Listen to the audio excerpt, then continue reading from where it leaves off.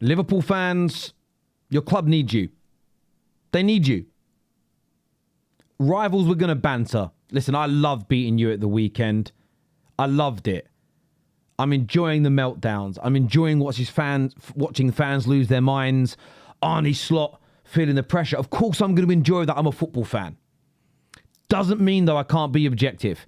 And your club needs you. It needs unity. It needs togetherness. Yes, they need criticism. They need to take accountability. But there has to be an element of togetherness here. Please like, share, and subscribe if you would be so kind. That would be amazing if you could do that. And the reason why I say this to you is very simple. So far this season, I've got my predictions around Liverpool wrong. I thought you'd be better than this by now. I thought the corner would be turned. I thought that Wirtz, Isak, I thought these guys would be almost purring by now. I still believe there's a very, very strong possibility that happens. I still think they're excellent players. My mind hasn't changed. But this is the part of football that is so beautiful. It's the unpredictability. It's not a rom-com where good-looking guy sees good-looking girl finds good-looking guy arrogant. He chases. He finally gets his date. She realizes he likes him. Then it turns out he lied about something. They fall out. You get a montage of romantic music when they're both looking depressed. They meet at a wedding. They kiss and they live happily ever after. We all know. Do you remember those films? You get the comedies with the kind of white backgrounds, the big red writing. Like, we all kind of knew how American Pie would finish. We all kind of knew how Superbad would finish. Most films, by the way, every now and then you get a Sixth Sense. Every now and then you get an Interstellar. Every now and then you get these films where there's a twist where you go, oh. Well, like most superhero films, we know someone we like's going to pass. We know the hero is going to save the day.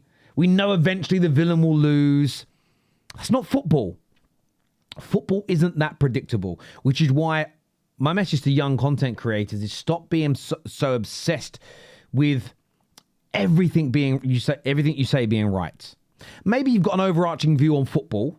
So for me, I'm someone that I will never believe that having good penalty takers, having players that are good at crossing the ball, being good at set pieces, being good at corners, etc. I will never believe that's a bad thing or something to be embarrassed about. That is something I will die on a hill on, and I won't ever believe I'm wrong about that. Those individual things are not bad. But score predictions, will this player work? Will this player start off well? Will they improve? Will they maintain their quality? We are all playing a bit of a guessing game at those circumstances. We all are. So drop that for a moment. But Liverpool need you. I am seeing massive abuse towards Mohamed Salah from supposed Liverpool fans online. People asking him to leave the club. I mean, saying Chiesa is better. I mean, he's better this season, but it's crazy. Playing football should be required. Selfish player, Diaz, Amane are right. People attacking arguably Liverpool's greatest ever Premier League player, one of the best to ever do it for them. A man that a few months ago they were talking about being in conversations with Ryan Giggs, conversations with Thierry Henry's, Wayne Rooney's as Premier League GOAT. And rightfully so. And he still is in that conversation. It's been a terrible start to the season. But the criticism is now bordering upon abuse. There is this other post I saw, which Hugo Ekitike's best friend shared on Snapchat, which is, I can't read French, but essentially saying, these are the games where Ekitike has been on the bench. These are the games where Ekitike has started. Why is he on the bench?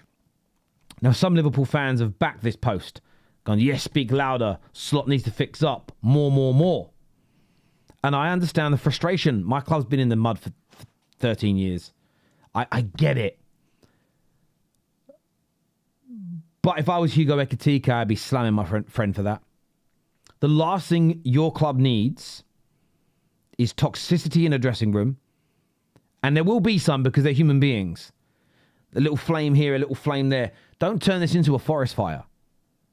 don't pour petrol, don't pour gas over this circumstance. Now, as a rival, I hope you do.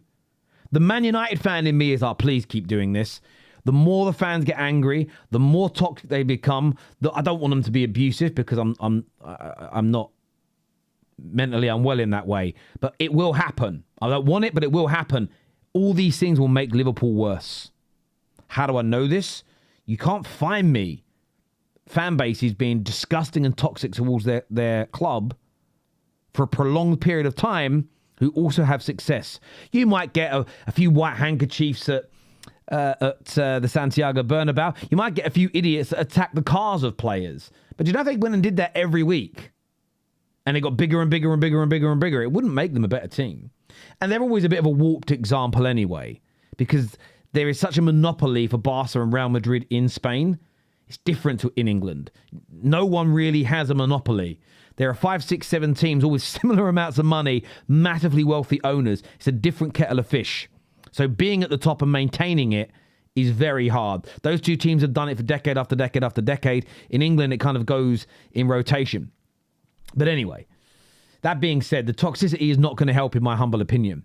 And I saw this video earlier on today, and I'm not going to lie, I laughed. I laughed as a Man United fan. But the more I reflect on this, the more I think, is this behaviour online? And you know it's going to be seen by Liverpool players. We know that because Liverpool under Jurgen Klopp hired more sports psychologists and general psychologists to help players deal with online abuse and pressures than any other team in the Premier League. They kind of led the way. Does this help? Let's take a look. My eyes are fucking bleached! Harry Maguire! Harry Maguire. Oh my God. Four losses in all competitions in a row. 4! And we go and lose. We go and lose to them! What are we doing? How have we become so shit?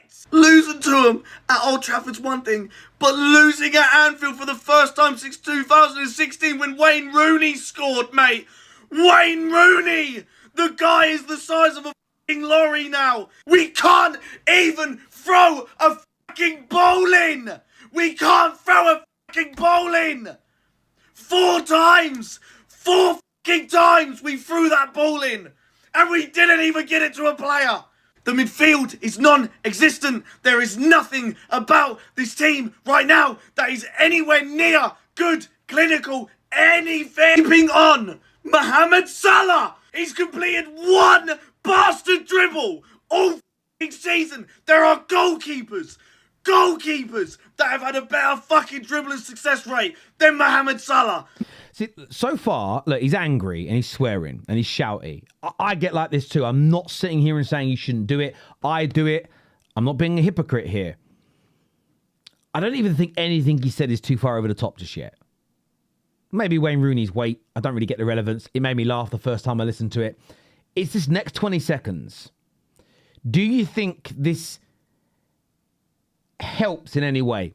Is my question. Player, hold your head in shame. And Arnie Slot, hold your head in shame. The only one that can come out of today feeling good about himself is Ibrahim Konate. That is it. Everyone else, you were f***ing piss poor. You were shit. You were rubbish. Fuck. Like, listen, I am not changing my stance. When I first saw that, I burst out laughing. And maybe it's my sense. I've got quite a dark sense of humor as it is. And it was so extreme. I laughed. It's done now. I'm not laughing again in the same way. Like, there is still part of me that thinks you just... See, I'm thinking about it now. I'm just thinking about someone spitting at their own phone. But he isn't spitting at his own phone. He's sending a message. He's spitting at his own players. And I'm thinking to myself, is 4 defeats on the bounce whilst being champions worthy of being spat at? No. There really isn't any scenario where spitting... And someone said, Terry, but he's spitting at his phone while sending a message. It's metaphorical. You know, when people get into an argument sometimes and they spit when they're talking... It's a message. I'm spitting at you, but I'm not literally doing it, so I can't be arrested, but I'm showing you my disgust by spitting. The abuse is starting to come in for Salah.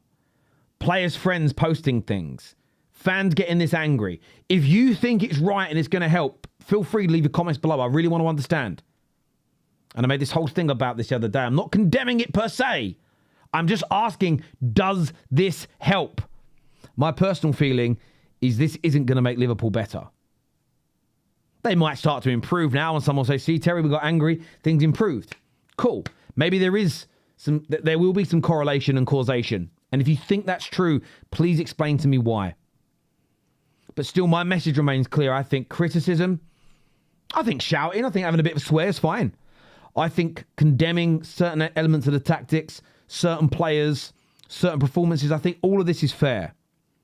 But I think Liverpool fans have got to press the pause button to a certain degree, because if it becomes overly toxic, overly negative, vile in fact, this could go to a slightly out of control campfire to burning the entire forest down. Give me your thoughts, give me your opinions in the comment section below. Take care, goodbye, God bless, and we'll see you all again soon. Peace.